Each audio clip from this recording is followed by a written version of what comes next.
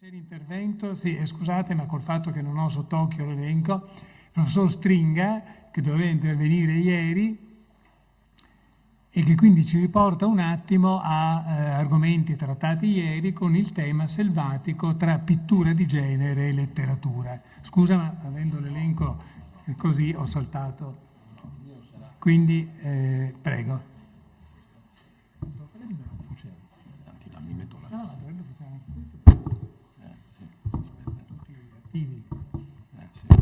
Sì, scusate, il mio sarà un intervento veramente breve perché nonostante il ritardo da ieri a oggi non ho ancora pronta la relazione e quindi accennerò soltanto a quello che sarà il mio contributo scritto negli atti che si impernia su quel racconto che per mia fortuna il professor Ferretti non ha fatto in tempo a analizzare, altrimenti magari questo mio intervento sarebbe stato inutile, che è un proverbio in azione: impara l'arte e mettila da parte. Ernestina, la disegnatrice, apparso nel volume pubblicato da Barbera, L'arte nella vita degli artisti, racconti storici del 1870. Questo racconto, che non è un racconto storico, è un racconto, diciamo, una sezione dell'attualità, quindi sulla contemporaneità, è molto interessante perché è stato pubblicato anche in una strenna veneziana, in contemporanea, e quindi in quelle pubblicazioni molto particolari che sapete appunto avevano in gran parte, molto spesso anche la destinazione il pubblico femminile. Alcune delle strenne sono fatte in quegli anni, tra gli anni 60 e 70, esclusivamente da contributi di donne scrittrici e dilettanti, e nella strenna è illustrato da alcune litografie di Guglielmo Stella.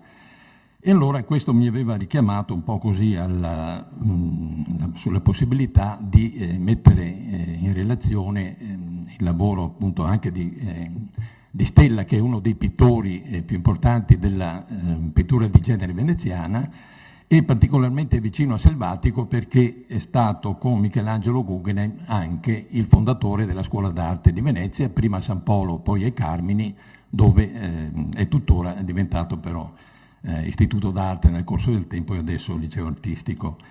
Ed è un racconto molto particolare, forse, anzi immagino che lo avrete letto, quindi adesso non mi metto certo a riassumerlo. È molto particolare perché si distingue per una serie di fatti. Intanto è impostato nella città di Milano, dove questa disegnatrice dilettante, seguendo gli esempi, seguendo lo schema dell'insegnamento di Selvatico, che le viene impartito da una sua amica, supera le difficoltà che provava con l'insegnamento tradizionale di un maestro che le andava in casa e diventa una disegnatrice. Nel titolo però diventa una pittrice di paesaggi, ovviamente, in modo che tiriamo via da questa delicata figura femminile il problema del nudo o del modello, e questa gentile signorina si sposa con un milanese che lavora a Londra come intermediario finanziario. Quindi siamo nel 1870, questo racconto è appena stato scritto, è stato scritto nel 69 o all'inizio del 70, perché dice Selvatico appunto Carlo Cattaneo è morto da poco. Carlo Cattaneo muore nel febbraio del 69, quindi siamo là. È stato pubblicato subito e questo ragazzotto torna con un bel gruzzolo, torna a Milano perché ha fatto fortuna, cioè l'importante è il lavoro. Su questo racconto aveva richiamato l'attenzione tanti anni fa il professor Bernabei, e dopo io non conosco ulteriori contributi su questo racconto, però è molto interessante perché questo ragazzo torna a Milano, la sposa e si mette a fare questo lavoro, e qui c'è un grande elogio del lavoro e della famiglia, no? Però questo lavoro cosa fa? Questo qua fa l'intermediario anche a Milano, e a un certo punto avrà comprato anche lui, non so, i subprime, no? Certo, i buoni argentini, e si sono sposati e crolla la possibilità finanziaria di questa famiglia. Però mai paura, perché c'è questa donna che è diventata nel frattempo una pittrice affermata. Vende i quadri ai clienti anche inglesi che vengono a Milano, però questo racconto a lieto fine ha un finale straordinariamente ironico e nuovo per la letteratura italiana, o almeno per questo tipo di letteratura, e anche che sembra quasi fare da ponte verso le storielle vane di Boito, no? Che pure Boito pubblicherà in una strenna veneziana all'inizio del 74, Bacia le piedi, la mano bella e bianca, e il finale è strepitoso perché appunto grazie alle vendite di questi dipinti questa famiglia si rimette in sesto e finisce appunto, vanno a teatro, quindi sono di nuovo ricchi, vanno alla Scala a vedere un'opera recente, una prima di Giuseppe Verdi. E il lato appunto innovativo è questo, che c'è questo dialogo finale dal quale risulta, adesso non ve lo leggo, lo leggerete senz'altro se non l'avete già fatto, risulta che il nostro Augusto, che è questo appunto lavoratore di questo lavoro particolare che c'è nella Milano, che è la Milano morale, qui viene fatto un elogio della Milano che produce, no? E dice noi siamo appassionati, andiamo a teatro, siamo appassionati d'arte, in fondo perché? Perché siamo ricchi. Se non fossimo ricchi, cosa ce ne fregherebbe dell'arte e del teatro? E c'è questo finale strepitoso che io non so, non credo sia tipico della letteratura di genere, no? E che ha a che fare appunto con un atteggiamento molto particolare. Questo racconto è messo in appendice al libro L'arte nella vita degli artisti, e direi si può mettere poi in relazione anche con un altro intervento straordinario del 76, quello Che cosa domanda all'arte oggi la pubblica opinione, che Selvatico tiene a Padova nel 76, dove vengono ribaditi una serie di elementi fondamentali della sua teoria e dove viene appunto confermato questo tema: senza ricchezza non c'è possibilità di arte. E quindi c'è questo sviluppo particolare, questa svolta, diciamo, con una serie tra l'altro di interventi e di battute e di frecciate contro per esempio gli scapigliati, questi poveri posteri, no? Che pensano di fare, di trattare appunto non il vero scelto, no? Prima era il bello che l'ha scelto, adesso è il vero, ma che pensano appunto prese di non ottenere il suffragio dell'età presente, e si dichiarano poveri posteri gli artisti dell'avvenire. Bene, Selvatico quindi sviluppa questi ragionamenti molto interessanti. Gli esempi che fa però, lui appunto sta parlando del vero scelto e di questa letteratura diversa, in fondo della quale dà una testimonianza molto importante. Però per quanto riguarda gli artisti, a Venezia lo sa Selvatico oppure no, che c'è in corso uno svolgimento rivoluzionario che viene proprio dagli allievi dell'Accademia, dove lui è stato presidente, segretario, eccetera, che hanno impostato una nuova pittura. No, non cita nessuno di questi, cita altri artisti lombardi o stranieri, ma mostra di non conoscere oppure non vuole parlare degli artisti nuovi che passano appunto con il titolo molmentiano di Scuola del Vero e che hanno improntato una nuova pratica pittorica en plein air e così via. Né il nome né in questo del 76, ma già nel 70 lui avrebbe potuto fare il nome per esempio di Guglielmo Ciardi, che aveva già sfornato i primi capolavori, no, per esempio il ciclo dedicato al canale della Giudecca. Questo gli manca, oppure volutamente censura, e ancora si affida a un illustratore ormai datato e vecchio come Guglielmo Stella, che invece fa parte di quelle pitture di genere che lui aveva propugnato. Allora cercherò appunto di mettere in evidenza queste caratteristiche nuove, ma anche il lato magari tradizionale della sua impostazione, e cercando di far vedere quali erano le opere che in effetti circolavano, che lui avrebbe dovuto conoscere e nelle quali avrebbe potuto rispecchiarsi per verificare che in fondo l'insegnamento che lui aveva impostato e che un professore come Bresolin aveva sviluppato aveva dato dei frutti straordinari che lui però non registra. Grazie, questo quindi farà parte del... Scusatemi, ma non ho avuto tempo di finire questa relazione, di così dettagliarla bene, di esemplificarla nei dettagli, e adesso anche mi dispiace di perdere le lezioni di oggi perché ho lezione, però spero di, appunto nello scritto, di dare conto di questa novità straordinaria che mi pare apra come testo del 70 verso le storielle vane straordinarie del suo allievo prediletto. Sì, grazie. Grazie.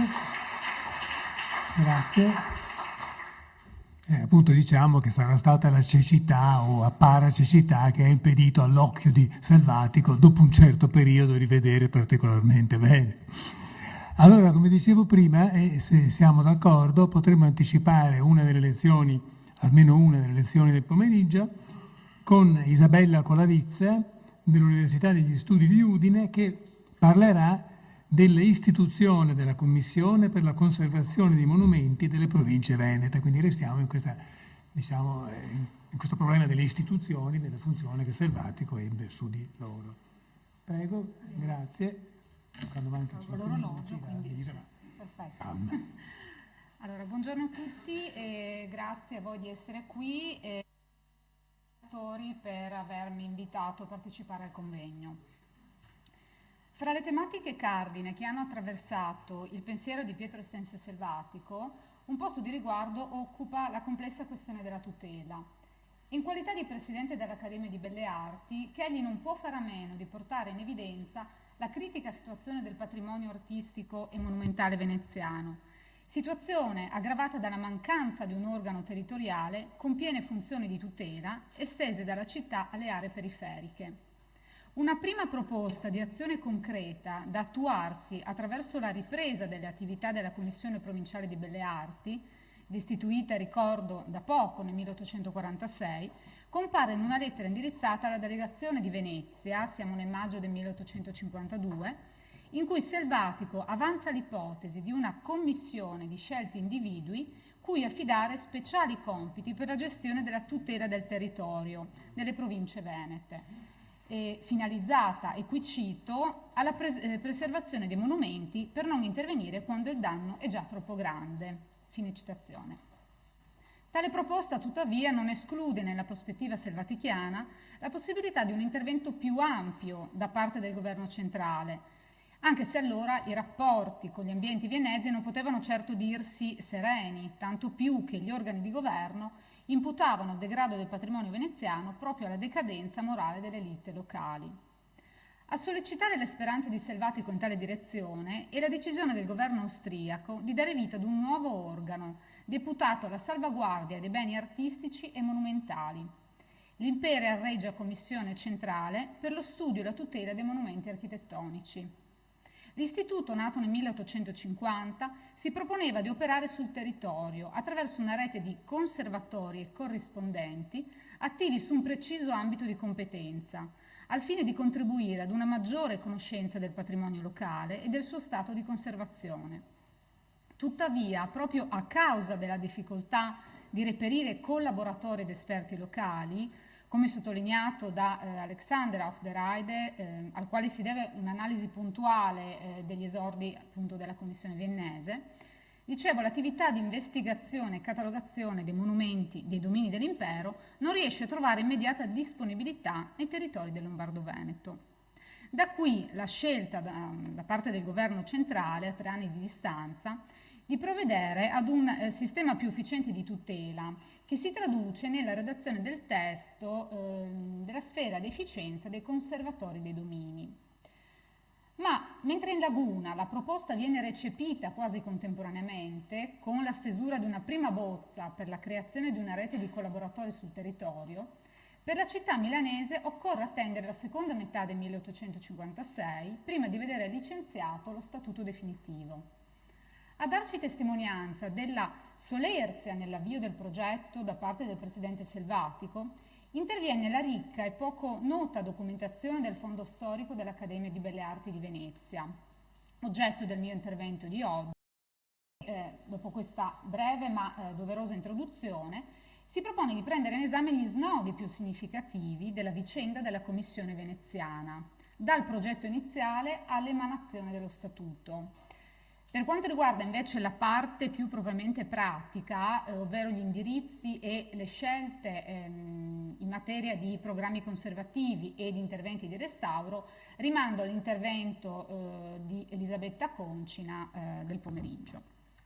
Ora, sebbene si tratti di una ricostruzione parziale, in quanto i documenti non vanno oltre il regolamento, prescindendo quindi dalla fase operativa, l'episodio risulta di particolare interesse in rapporto alla situazione della tutela preunitaria, gettando uno sguardo, oltre ovviamente che sul ruolo di primo piano assunto da Selvatico, sulla rete di relazioni e di scambi costituzionali e non, tra quelle che venivano definite le cosiddette persone dell'arte, protagoniste di questa stagione di riforme, e impegnate non solo nello studio del patrimonio locale, di cui si dichiarano custodi, ma anche e soprattutto nella partecipazione attiva alla fase di tutela, quali membri delle varie commissioni consultive operanti sul territorio.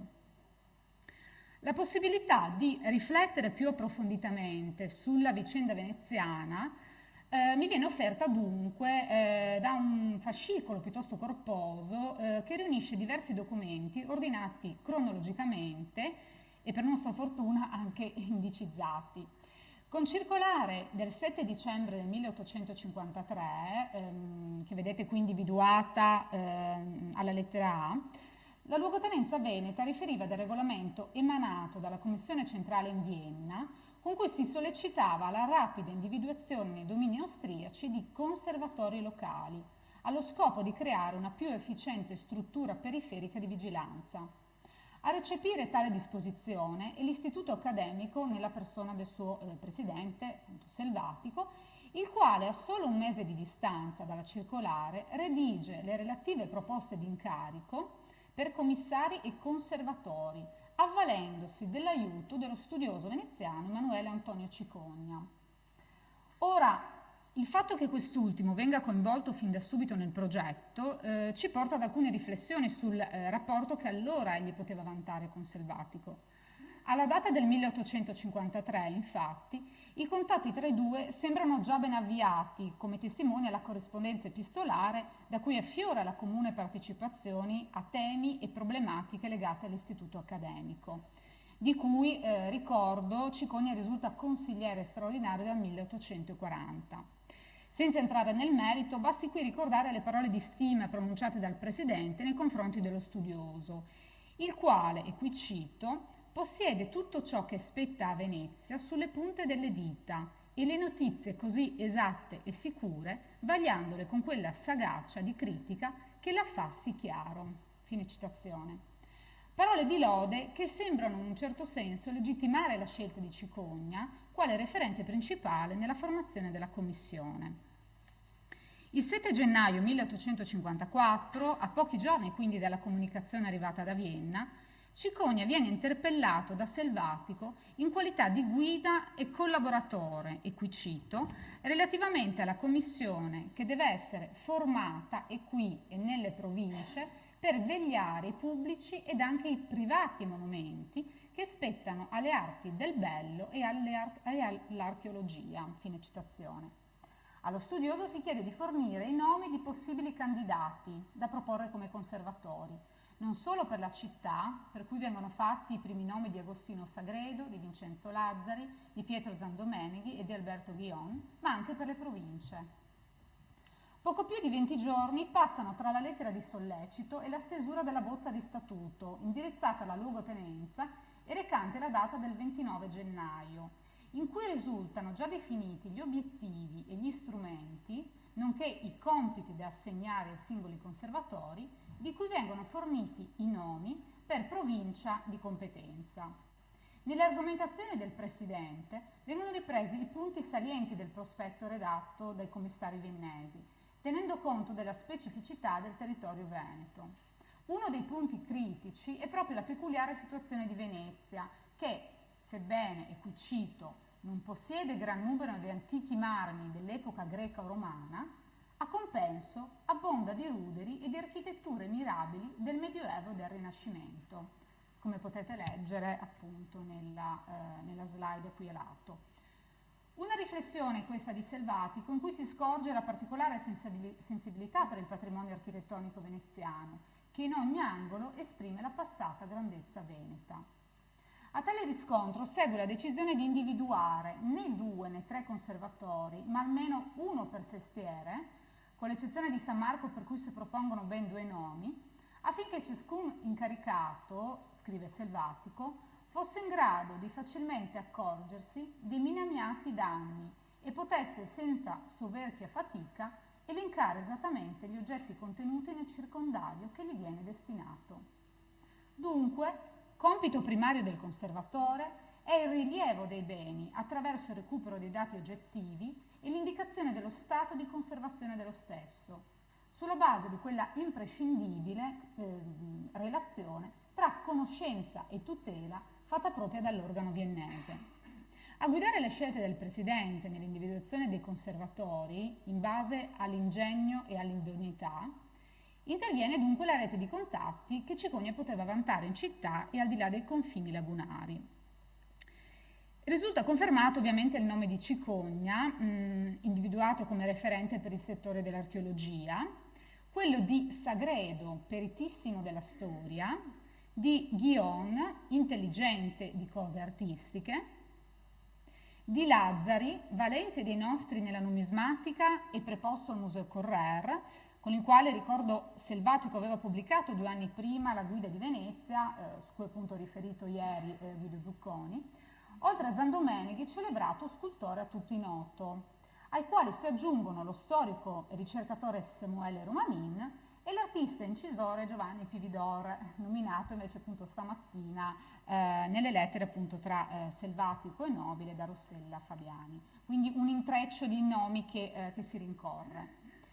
Lo stesso dicasi per i conservatori provinciali. Cito a titolo di esempio l'intellettuale vicentino Antonio Magrini, il veronese Andrea Monga, noto collezionista e mecenate, senza tralasciare il nome di Jacopo Pirona tra gli eruditi udinesi.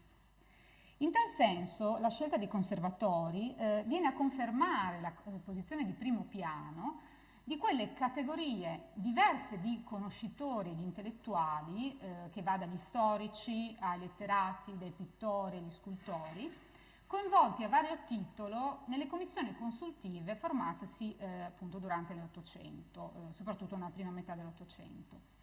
Dunque un ruolo importante nell'ambito della tutela viene riconosciuto ancora all'istituto accademico, in forza dei numerosi membri chiamati a ricoprire incarichi nella gestione del territorio, come dimostra la vicenda della Commissione veneziana, ma questo vale anche per quella di Milano, dove ritroviamo in qualità di commissari, tra gli altri, qui cito proprio solo a titolo di esempio, Bernardino Biondelli, direttore del gabinetto numismatico, Luigi Bisi, professore di prospettiva e il più volte citato in questi 2 giorni Cesare Cantù, oltre al presidente Giuseppe Mongeri.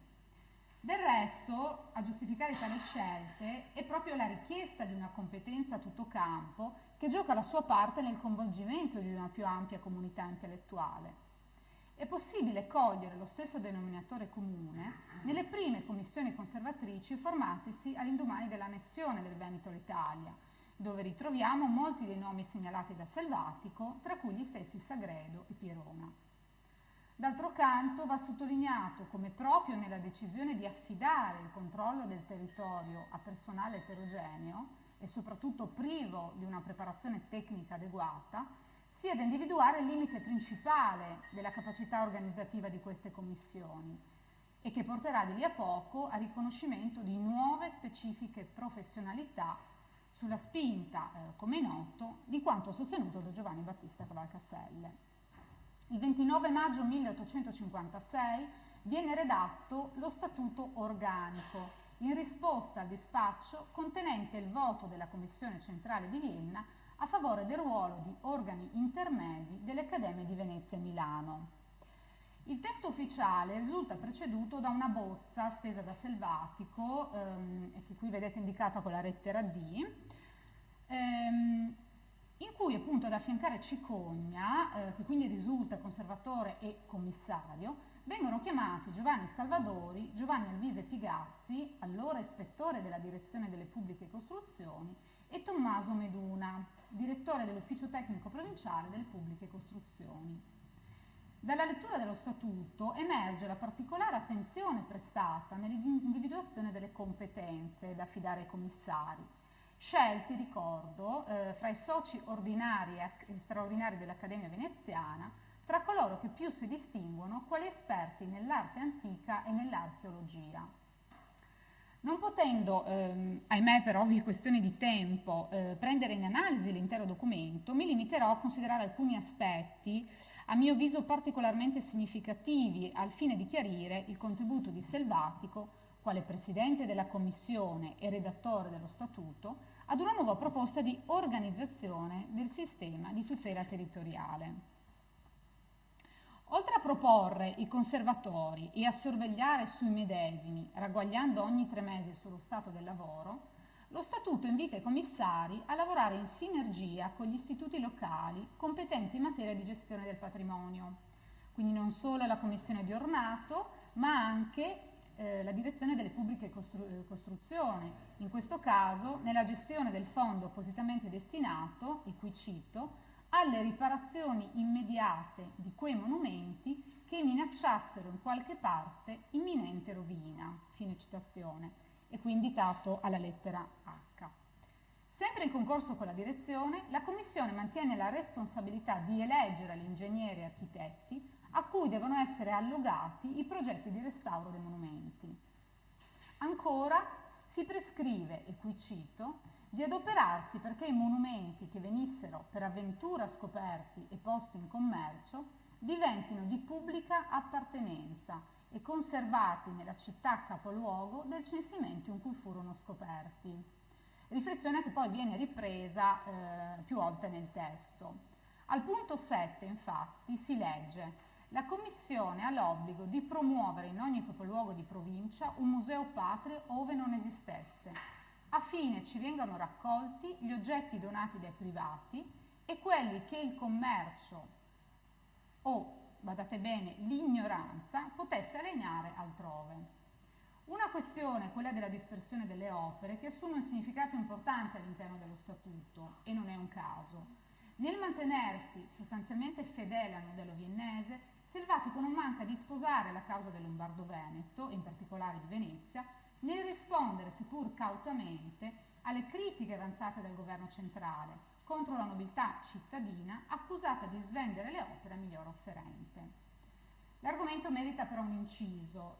Va detto infatti che non vi era una volontà concreta da parte del potere viennese di arginare l'esportazione clandestina, considerato che lo stesso governo non mancava di trarre profitto dall'acquisto di opere o di intere collezioni. Selvatico, in qualità di direttore delle gallerie dell'Accademia, si era dimostrato profondamente sensibile a questo problema e lo conferma ad esempio la vicenda della collezione Manfrini. A riguardo va detto che la presa di posizione di Selvatico a favore della creazione di nuovi istituti museali risponde certamente alla necessità di conservare, ma nello stesso tempo anche alla valorizzazione del patrimonio locale. Inoltre, giova ricordare, anticipando gli interventi del pomeriggio, l'interesse didattico di Selvatico nel favorire gli artisti nello studio delle opere appunto esposte nei musei. Come ci ricorda la denominazione assunta dalla Commissione, che voglio precisare presenta diverse varianti anche all'interno dei documenti ufficiali, scopo principale, dicevo, dell'iniziativa è la conservazione dei monumenti. Viene da chiedersi quali siano questi monumenti. A chiusura dello Statuto viene allegata un'ulteriore carta relativa per l'appunto ai monumenti che devono essere vegliati dai conservatori corrispondenti. L'elenco considera le chiese tutte e gli oggetti contenuti all'interno, i pubblici stabilimenti, le iscrizioni esposte al pubblico, dipinti, statue, oreficerie, purché di pregio artistico. In realtà qui la Commissione non si premura di indicare i criteri per la valutazione, come diremmo noi oggi, dell'interesse storico-artistico.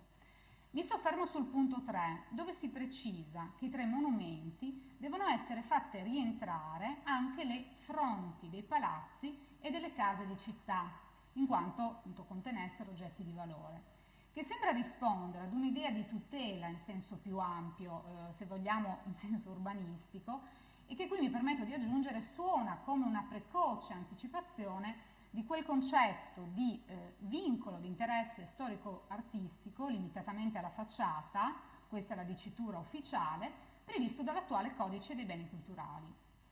In un secondo tempo, a matita, Selvatico inserisce un ottavo punto che ricorda la necessità di collaborazione con i privati secondo quanto prescritto tra gli obblighi dei conservatori, sollecitati a porsi possibilmente in relazione coi privati che possiedono nelle stanze loro monumenti preziosi, consigliando la conservazione loro nei modi più opportuni.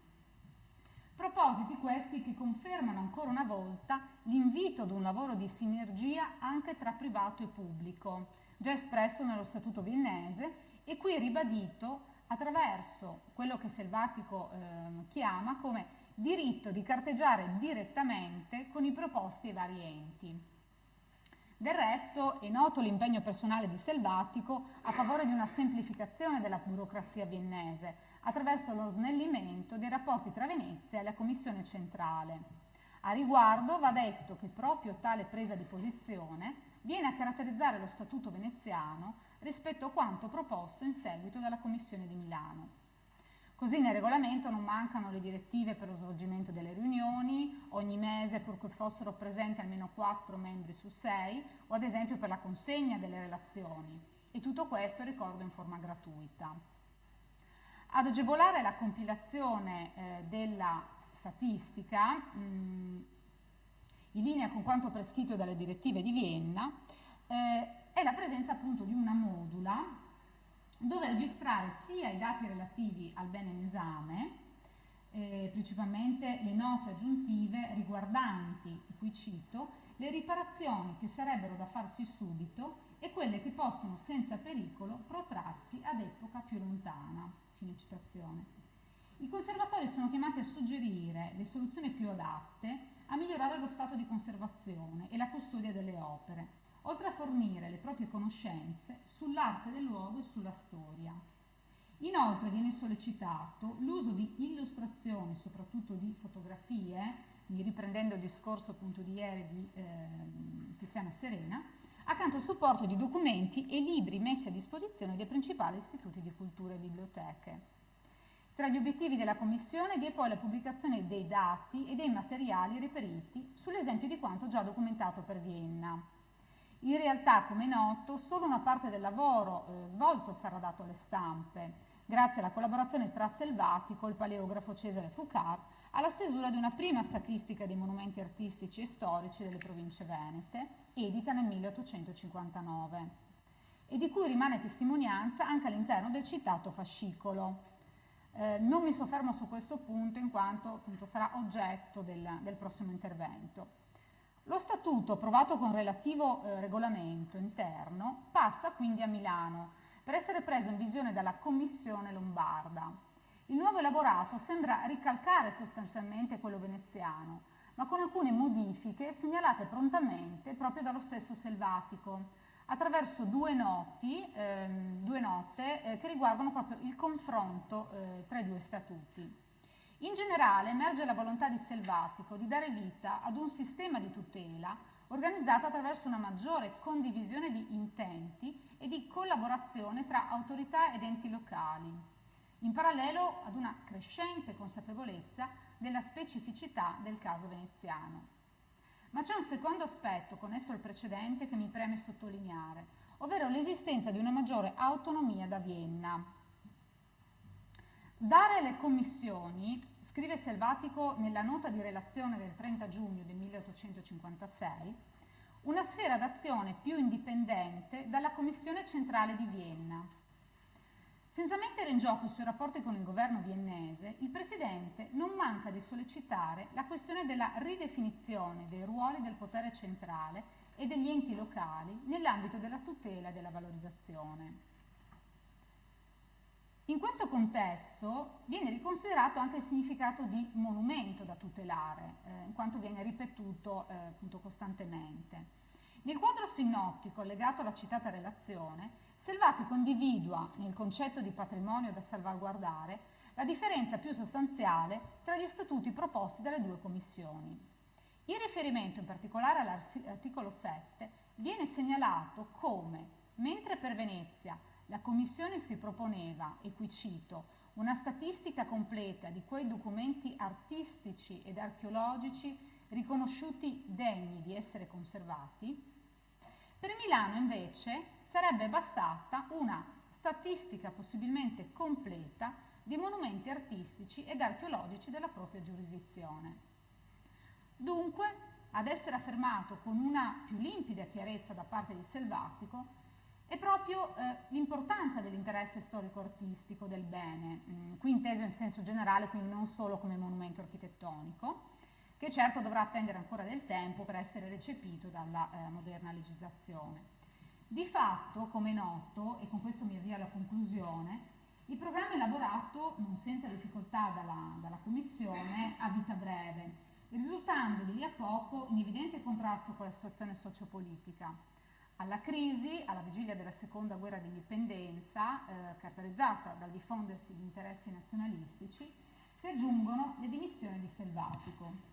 Con queste premesse è facile comprendere come dopo il 1859 dell'ambizioso progetto se ne perdono le tracce e lo conferma anche la mancanza di documentazione. Un ultimo tentativo per mantenere in vita la Commissione è la nomina di un nuovo presidente nella persona di Cicogna, che nel 1863 assume l'incarico quale più anziano consigliere straordinario, decisione che si lega strettamente alla proposta del restauratore Giuseppe Uberto Valentinis di dare vita ad una nuova commissione per la conservazione del patrimonio delle province del Friuli, di cui il fascicolo conserva una serie di documenti e di cui qui a lato ho proposto appunto l'indice. Ma questo apre ovviamente un ulteriore capitolo. Sebbene risulti difficile definire la statura culturale e il contributo scientifico dei protagonisti di questa breve vicenda, il progetto della Commissione per i monumenti delle province venete rappresenta senza dubbio uno stimolo forte, di cui per l'appunto si fa portavoce Selvatico, per lo sviluppo di una nuova sensibilità verso la tutela del patrimonio storico-artistico a ridosso dell'unità d'Italia. Grazie. Molto puntuale e preciso. Allora, visto che abbiamo ancora un quarto d'ora abbondante prima del break, se ci sono domande sugli interventi di oggi, ma anche fosse rimasto qualche punto sugli interventi di ieri, qualche spunto di discussione, qualche richiesta di come dire, collettivizzazione insomma, di qualche punto o argomento, potremmo approfittare di questo spazio di tempo. Se qualcuno vuole appunto prendere spunto da... È sempre... Ecco, sì, ci vuole qualcuno che rompe il ghiaccio. È una domanda che rivolgo a tutti quelli che hanno parlato stamattina, escluso Nico Stringa che tra l'altro è andato via, e la rivolgo anche a te. È stata spesso menzionata, l'abbiamo fatta credo tutti noi, la riforma dell'Arciduca Massimiliano, no? Intendendo questo come preliminare a quello che succede all'Accademia di Belle Arti e non solo, no? Qualche volta l'Accademia dell'Arciduca, la riforma dell'Arciduca viene chiamata in causa anche per quello che ci ha appena detto Isabella Colavizza. Ecco, in realtà da quello che stamattina è uscito non c'è nessuna riforma dell'Arciduca, o meglio, l'Arciduca veicola una serie di proposte, Heidelberger in primis, e diventa una specie di simbolo riformista, di metafora riformista che serve a veicolare, diciamo, un'idea di cambiamento. È così o ad esempio, Alexander, vuoi dire qualcosa in proposito? Che parte ha l'Arciduca in tutto questo, nelle riforme di ambito artistico.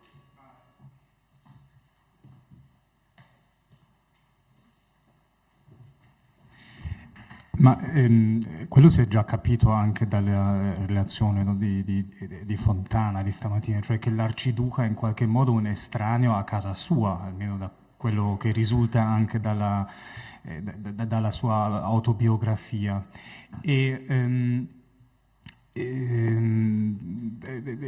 Io vedo una netta cesura tra il passaggio, sì, appunto nel 56, quando viene, mi sembra nel dicembre, viene l'imperatore, fa gesti simbolici importanti, vuole spendere tanti soldi per monumenti simbolici, e poi il passaggio invece al suo fratello, che ha un atteggiamento molto più umile, meno attento ai grandi gesti simbolici, ma invece molto più attento davvero a una ricognizione che in effetti è utile anche insomma, a risolvere veramente i problemi, e che non sia soltanto un gesto politico. Selvatico trova nell'Arciduca un interlocutore molto colto e affidabile, ne parla nel carteggio con Emilio De Fabris, che consiglio a tutti di leggere, che è stato pubblicato negli anni '80 in un volume sulle vicende della facciata del Duomo di Firenze. C'è un vastissimo cartello, sono più di 100 lettere di Selvatico a Emilio De Fabris, in cui si parla molto di queste vicende, in cui lui appunto anche parla del fatto che l'Arciduca condivide le sue idee e assolutamente, insomma, si avvalora, insomma. Ho risposto alla tua domanda? Sì, forse gli arciduchi sono più simbolici per gli italiani che non effettivamente attivi sul piano. Anche l'arciduca Ranieri, se non ricordo, è stato preso in parte come simbolo da una certa parte, o addirittura il viceré Eugenio, insomma, no? Gigi. Io,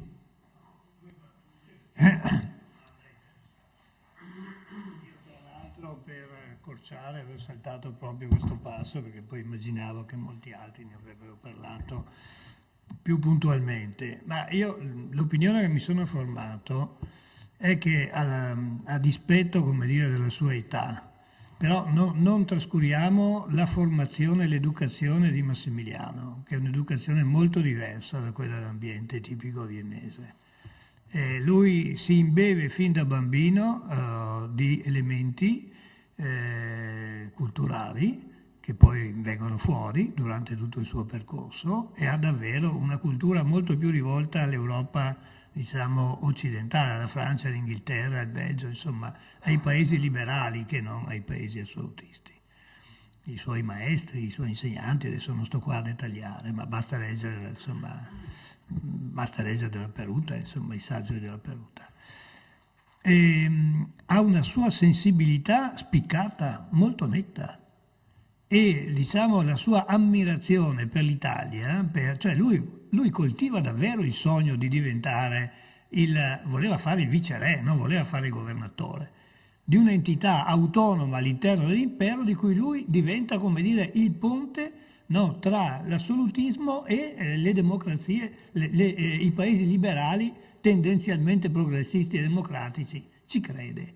È chiaramente una lotta impari, però ci crede, e in quel breve tempo, allora, basta fare l'elenco, voglio dire, no? Che dimostra il suo interesse molto forte per la vita culturale: commissioni, istituzioni di concorsi, erogazione di sussidi, inventario dei monumenti antichi, progetti di organizzazione, abbiamo appena sentito, delle accademie di Belle Arti di Milano e di Venezia, con l'idea di fonderli con le istituzioni, con gli istituti di scienze, lettere ed arti.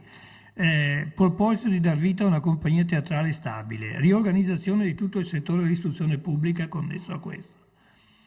Che corrisponda a un suo, come dire, imprinting, lo mostra il fatto che quando va in Messico tenta di fare le stesse cose, quindi una sensibilità al quid specifico del paese in cui è fortissima. perché anche lì i primi progetti, i piani più interessanti sono nel campo dell'attività educativa, culturale e così via, ovviamente anche lì abortiti, però è sempre lui che... Ecco, quindi questa è la mia risposta e credo che sia abbastanza vicina alla realtà. Insomma. Quindi non è solo collettore, no? È quello che avviene anche nel campo delle altre riforme, la riforma fiscale e così via. Intanto chiama i migliori, i più esperti, e dà delle indicazioni precise, tant'è che li compromette anche in qualche misura, perché un po', insomma, bisogna dirlo, questi poi pensavano che finalmente avevano trovato qualcuno che le loro idee le portava avanti, no? Quindi in qualche misura, in un momento cruciale, sono un po' compromessi. Qualche altro punto su questo? Prego.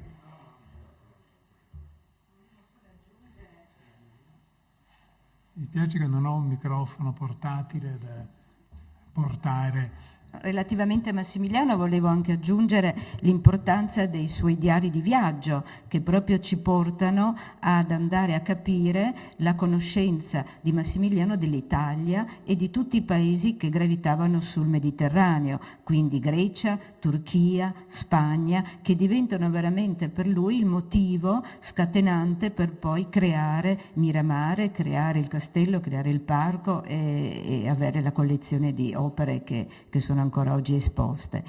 E poi volevo ricordare ad esempio l'importanza, e proprio adesso in questo periodo lo stiamo studiando, l'importanza della collezione di oggetti egizi, ad esempio, che Massimiliano cominciò ad affrontare nel 1855 e che poi è sostanzialmente il nucleo della collezione egizia del museo, del Kunsthistorisches Museum a Vienna.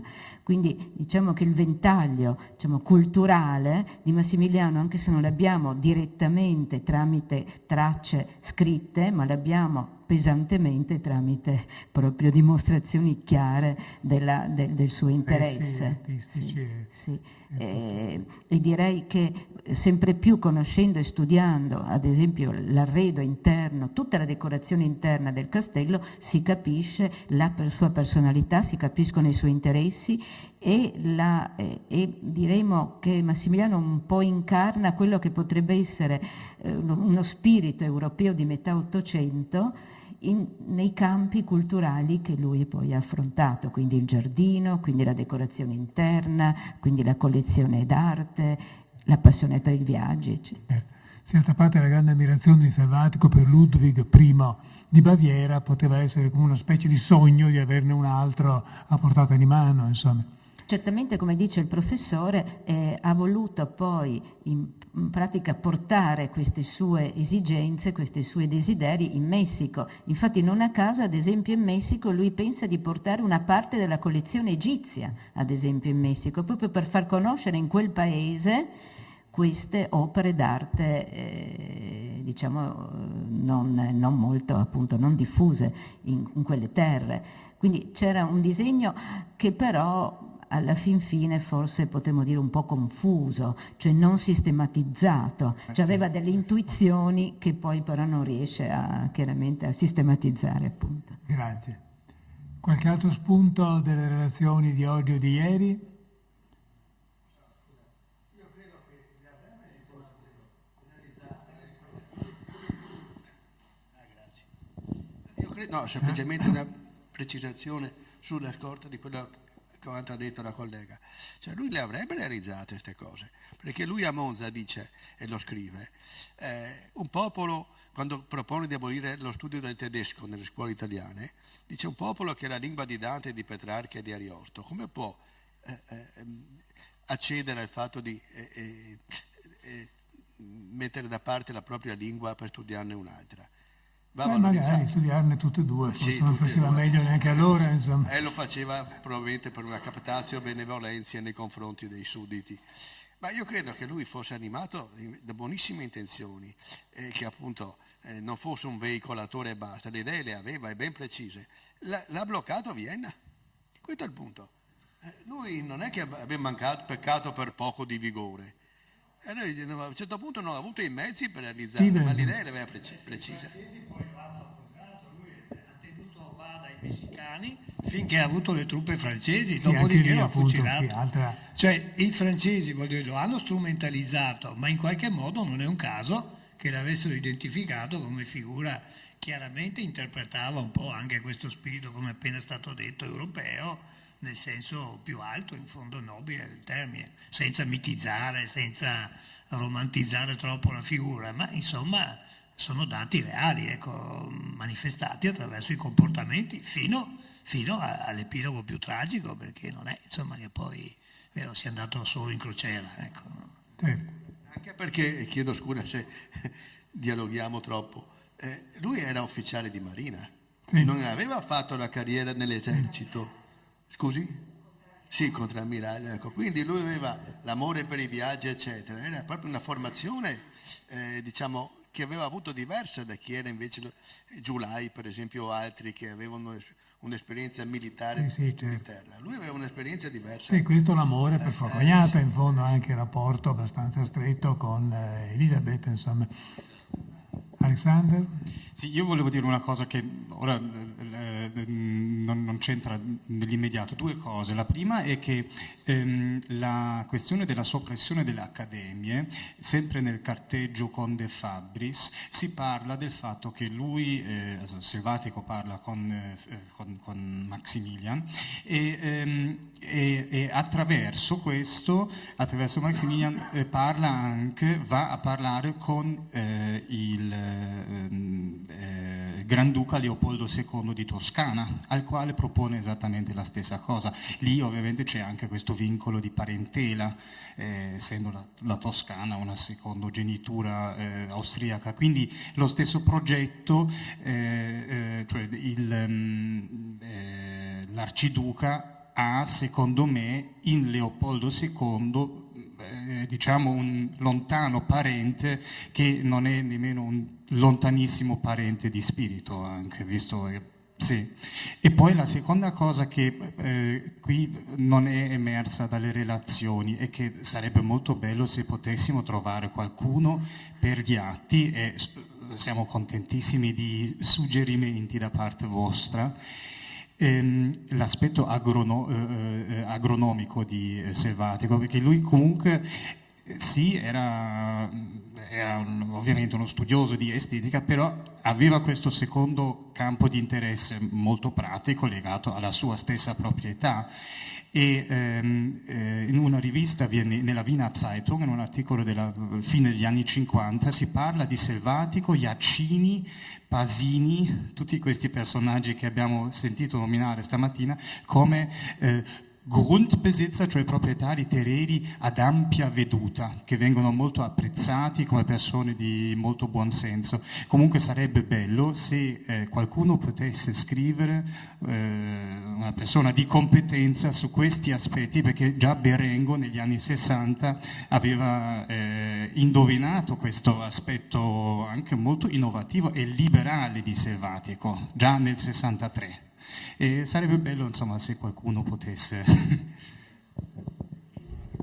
Ecco, a questo proposito, se andate a vedere la voce Selvatico Pietro sull'enciclopedia italiana, lo cita soprattutto per un trattato sulla viticoltura, essenzialmente citato. Quindi questo aspetto che denuncia un aspetto più generale. Se volete, Selvatico può essere considerato come l'ultimo dei dilettanti settecenteschi, un nobiluomo veneto che si dedica anche alle arti e all'architettura, ma non dimentica la cura dei campi e lo fa nel modo più illuminato possibile.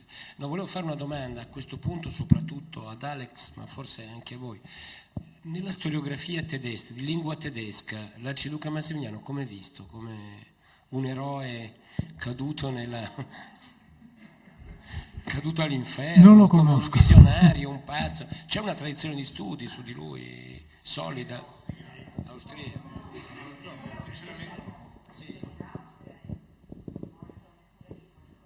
Della nostalgia per i tempi dell'Austria Felix, questo genere di...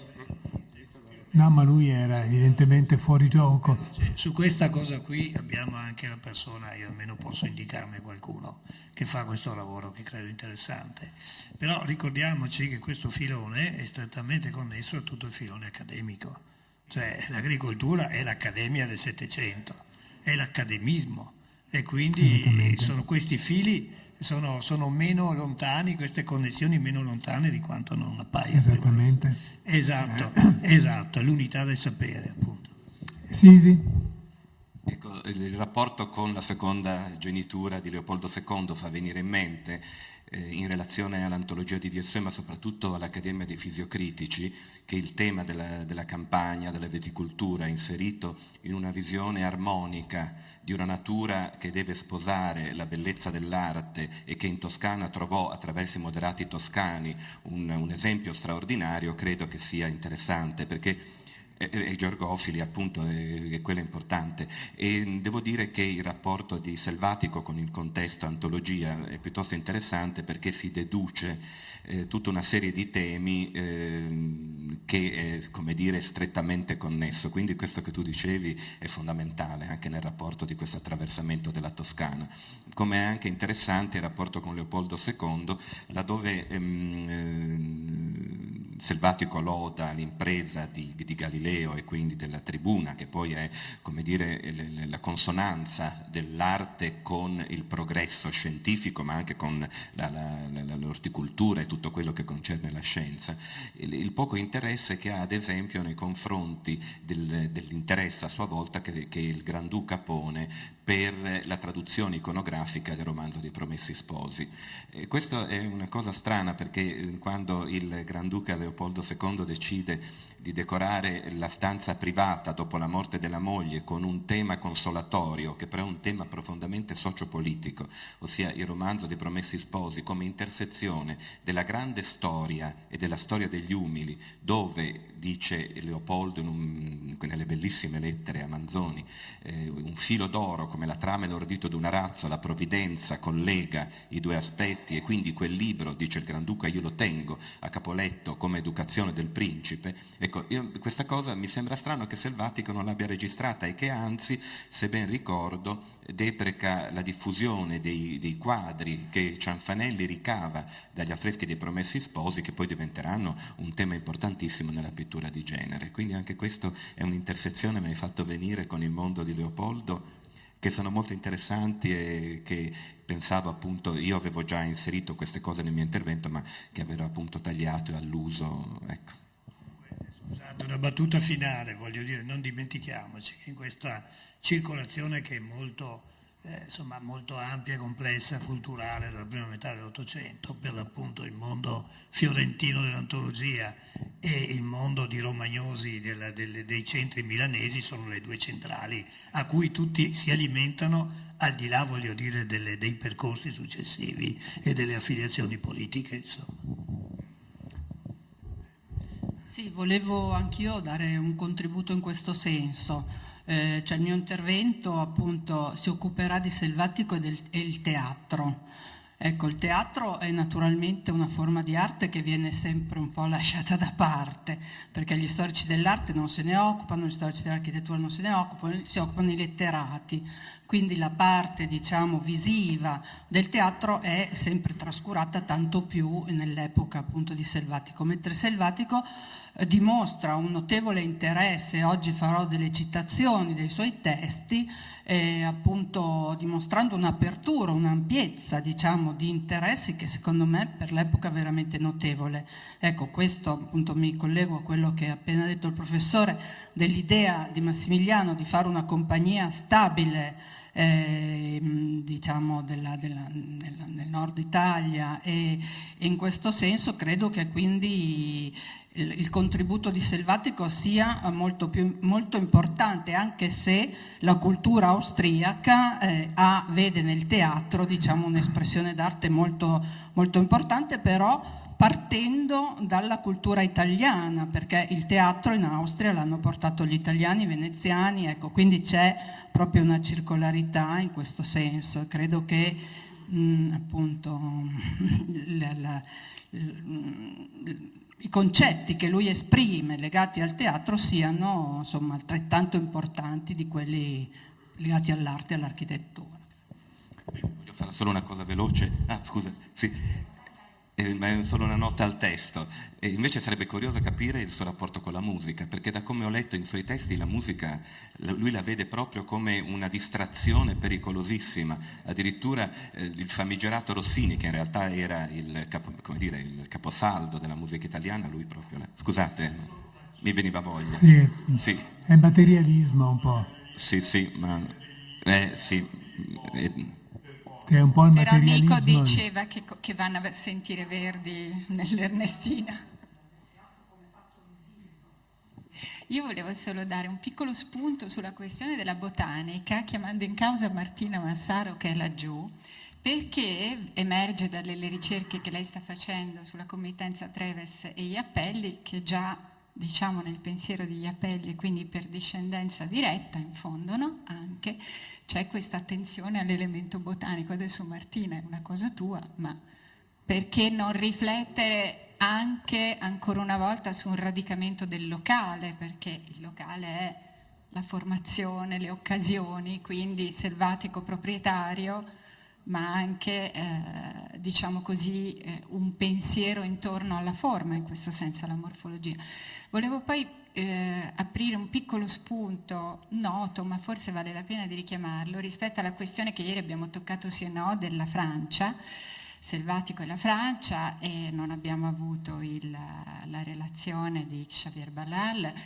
Se ne è occupata Martina Visentini in un'ottica vicina a quella che volevo dire, cioè la questione non tanto di selvatico che prende spunti dai francesi, ma della ricezione, che a me sembra un punto molto importante su cui stiamo girando intorno e forse dovremmo focalizzare. La ricezione di selvatico in Francia, giustamente ieri Martina parlava di una ricezione coeva, di una consanguineità, no? Parlando di Riot e Montalembert, ma ricordo a tutti come semplice spunto una cosa che probabilmente sappiamo già, ma che vale la pena di ricordare, e cioè che Charblan giovane, perché Charblan appartiene alla generazione successiva, quindi sto ponendomi dei problemi rispetto a una recessione successiva. Charblan giovane nel 1956, quando viene a visitare le province venete tra le altre, e si ferma a Padova oltre che a Venezia e ne fa poi il perno dei suoi famosi del suo Note de Voyage, che viene considerato un po' pubblicato nel 56-57, quindi in anni in cui Selvatico tra l'altro è ben operante, quindi non è strano, però è interessante.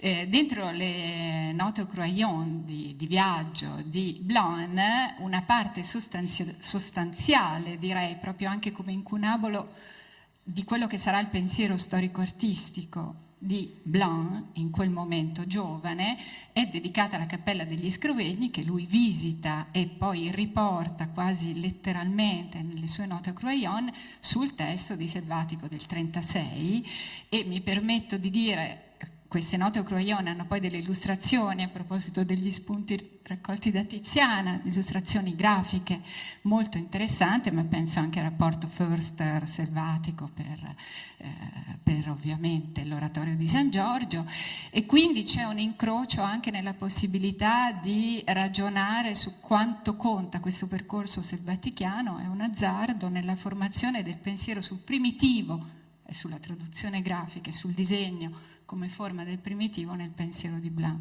Chiudo qua. Che si becca peraltro in Francia, insomma, con Payot de Montabert, eccetera, insomma, aveva i suoi fondamenti. Delle fonti selvatiche, come ci ha detto bene Alexander. Ci sono altri spunti? Ecco, allora concludiamo la sessione della mattina e si riprende alle 2.